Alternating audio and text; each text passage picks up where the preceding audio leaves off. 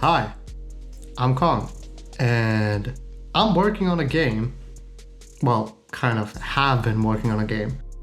And I decided to make a devlog about it, just so I can document and look back on all the work I've done, see all the mistakes I've made, and, just document the journey along the way. This is the first video in that devlog series, which isn't actually part of the devlog process because we're not going to be developing anything in this video. It just kind of serves as a raw introduction to what the game is, the central mechanics, and what the next steps are going forward.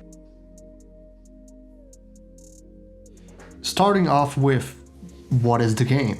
Well, the game is called Rainout, which the reason for that name and the general lore behind it I may reveal in a future video or may not reveal in a future video. But to give you the general gist of it, it's a first-person parkour platformer similar to something like a Mirror's Edge, with a focus on more so vertical progression than horizontal. The central mechanics of the game are mostly parkour mechanics and light elements of an immersive sim. To start off with the inspiration, my central inspiration was very obviously Mirror's Edge, a game or game series, including Catalyst, that I hold very dear to my heart. I love the Mirror's Edge games, especially the first game, and there's not really anything that has quite captured what those games were going for in the past decade since their releases. And specifically, my favorite mission of the original Mirror's Edge and just both games in general is Mission 10 Kate.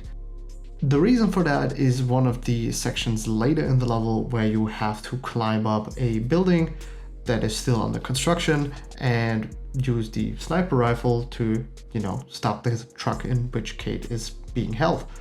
The part that I love about it is specifically the section where you have to climb up that building that is still under construction, because it's a really interesting change of pace throughout the overall game.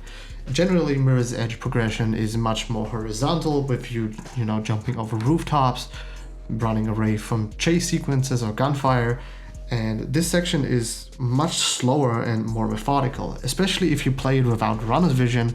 You have to concern yourself with, where can I even go? You have to kind of look out, find a path, and then you have to execute on, following that path until you reach the top of the building. And that sort of slow and steady vertical progression is something that I found super cool, and which led me to develop the central idea behind Rainout. To give a general vibe of the setting and style the game is going for, it's set in an underground city which you wake up at the bottom of at the start of the game, with nothing really worthwhile to see or know. You have no idea how you got here, you have no idea why you woke up here. The only thing that you can see straight up from the bottom of the hole that you're in is, well, the surface. You can look up and you can see the sun shining through the top of the underground city, and that kind of becomes your driving motivation to climb up and escape from the underground city. The general progression is you just have to keep climbing, and if you fall down, similar to games like Jump King or Getting Over It, you will just have to continue from where you have dropped down to. But additionally, unlike games like Getting Over It or Jump King, the game is generally, I would say, more forgiving, but also has higher punishments for failure. Instead of just losing your progress by dropping down, you will also be inflicted with injuries. Like, for example, you can break your arm or you can break your leg, both of which heavily restrict your movement options, which you then have to heal. That's where the immersive sim part comes from. In terms of the general stylization, I'm going for something along the lines of a PS2 very brutalist style with rough building blocks and very geometrical shapes, and the overall skybox and tone is more so akin to something like a game like Chain Dive, where you have this almost ethereal skybox sunset that really is supposed to motivate you and drive you to get up there and, you know, keep climbing until you reach the surface.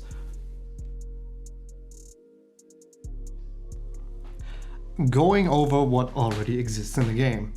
As you can see, I don't start from scratch right here. I've already developed for roughly a year, although nowhere near full time, as part of my bachelor's thesis, which this portion of the game so far was the project for my bachelor thesis, which was built around button mapping and diegetic UI and their uses in first-person parkour games, like Mirror's Edge, for example.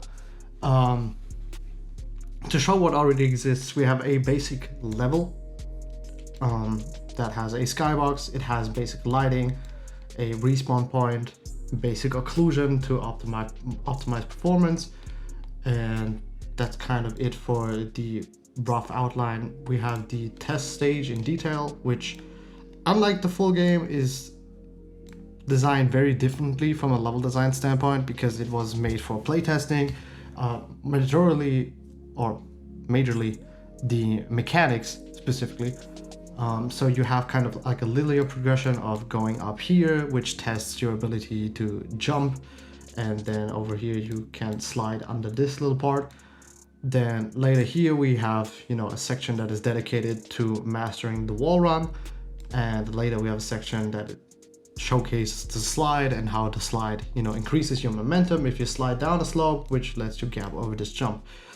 This is not anywhere near the style that the final game is going to be, but as stated, it was for the sake of playtesting. And lastly, we do have our player controller, which there's not much to see here yet because the player controller and the player character in general doesn't have a model yet. It's solely collision. It's different, you know, raycasts, shape casts, you know, the collision shape of the player themselves, and the basic ability to move around, which I will showcase right after this.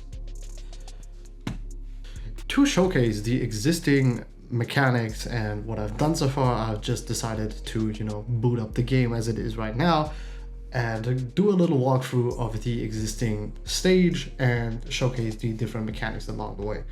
You know, pretty simple stuff really. You have a camera to look around.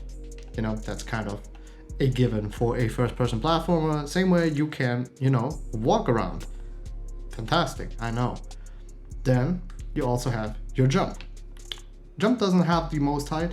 It's very, you know, grounded. And as you can see by this wall, we, for example, can't even climb up here. And by just jumping into the wall, my character does not do something like a grab or a vault to get them up on top of the wall. To specifically do this, you have to actually input the grab command, which is the right trigger, which is utilized across many different mechanics in this game.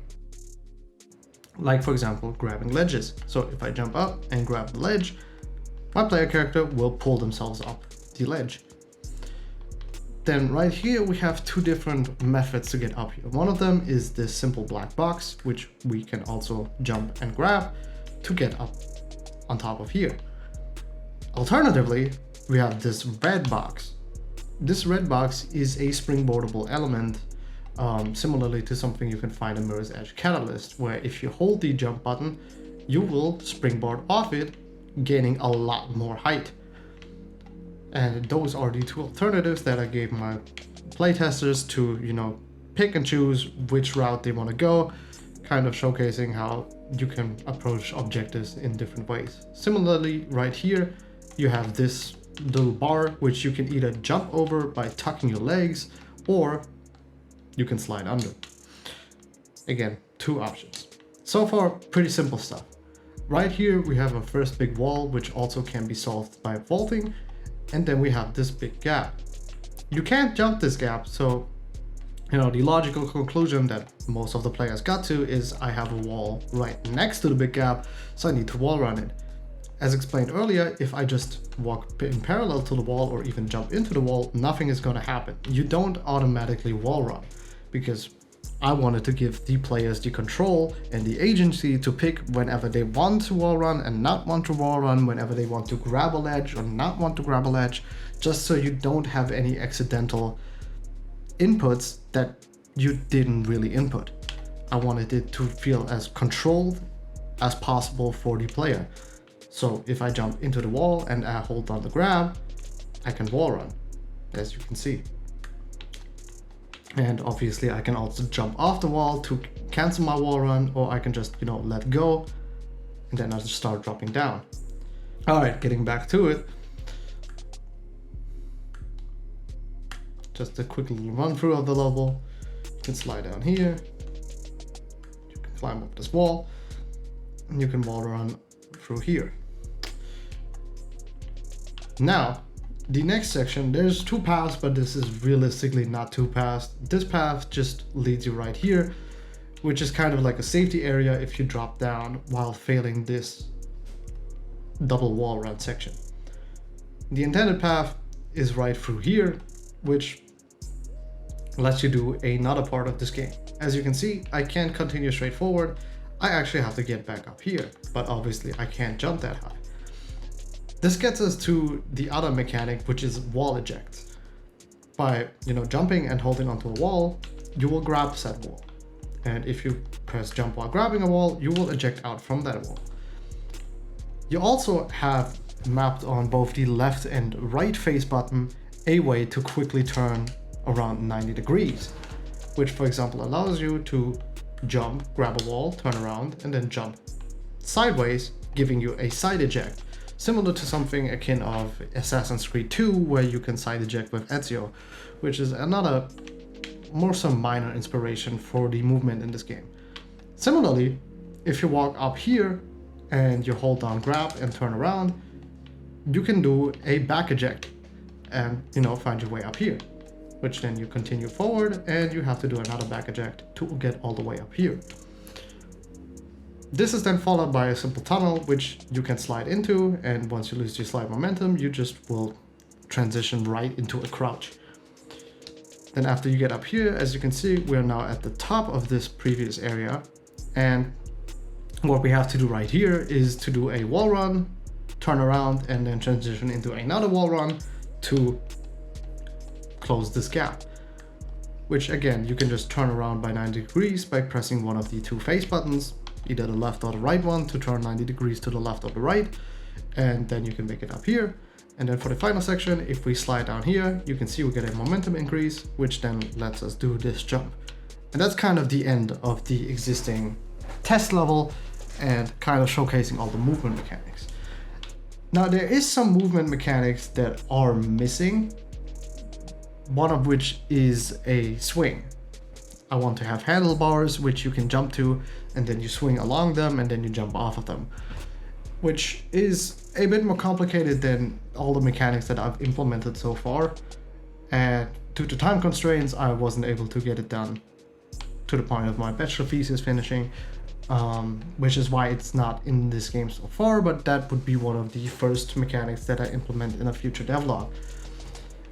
Additionally, we have this. This is a little debug menu for me to see the different status ailments. As you can see, there's different status effects. Like I said before, you can get injuries like breaking your leg or breaking your arm, both of which have influences on what you can or can't do. On top of the fact that you can get malnourished, which you need to refresh by eating food, and you can also drink alcohol to get the ability to get drunk. Going over the mechanics. First, you can break your leg. This will result in your character very slowly humping forward. You also don't jump very high anymore. You can still clear like smaller gaps by pulling yourself up with your arm, but it's definitely not ideal. And the general idea is you should heal when your leg is broken, so you can progress further. You generally, from a level design standpoint, should always be able to get back to potentially get, healing items but you should not be able to progress forward a lot while having an injury. The second ability, or not ability, injury, is having your arm broken. With your arm broken, it's, I think, pretty apparent what should happen. Anything that has to do with grabbing, like grabbing ledges, is entirely off the table. You can't grab anymore. Both of these injuries are equally as devastating, but depending on where you are in the game, one or the other could be better or could be worse, which is why there's actually a level of agency in deciding which injury you get, which I will showcase right here, which is the roll. By pressing the slide input while falling from midair, you will do a roll. Now, a roll won't protect you from everything. If you fall from too high, the roll will just transfer the damage to your arms. So if you fall down from a high height and you roll, you will break your arm. If you don't roll, you will instead break your leg. This is also important if you already have an injury, like you have a broken arm. Ideally, you would want to roll now that you backtrack down to get healing items so that you don't, break your leg too, becoming fully crippled, because at that point you might as well restart the entire game because your movement options are completely fucked. So yeah, that's it for the roll. Malnourishment happens over time. You're constantly on a timer that pushes you to progress forward, to find more food or drinks, to, keep yourself satiated. If you are malnourished, your vision will get slightly blurry, and on top of that, your movement speed will decrease, not very drastically, but enough to be noticeable and enough to make jumping certain gaps a problem. Last but not least, we have being drunk. Also, this sound effect plays. And it's kind of bugged right now, so even if I'm not malnourished anymore, as you can see right now, it will keep playing, which is a bug that I have to finish have to fix in a future devlog as well. Now, last but not least, you have being drunk, which is very funny. It's even more blurry, and your camera is moving around constantly, making it very hard to see where you're going.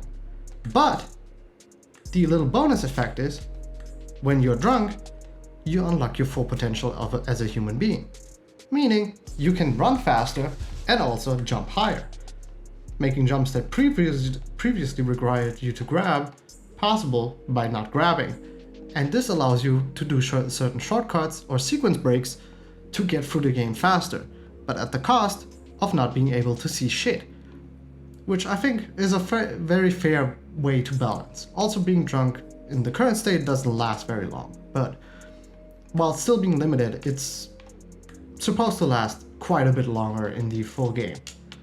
And that's kind of it for the current state of the game. We have the injury system so far, but with no items or inventory to heal them. And we have the basic gist of movement mechanics, even though I don't have any animation work or, anything that has to do with the visuals of the game done yet, which will also be in a future devlog.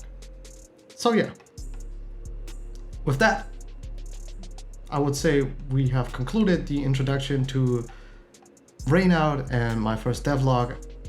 This is the first video I've ever recorded since the age of 12, so it's probably not going to be very good, but I feel like it's good enough to give you a general idea and to be, excited for future videos.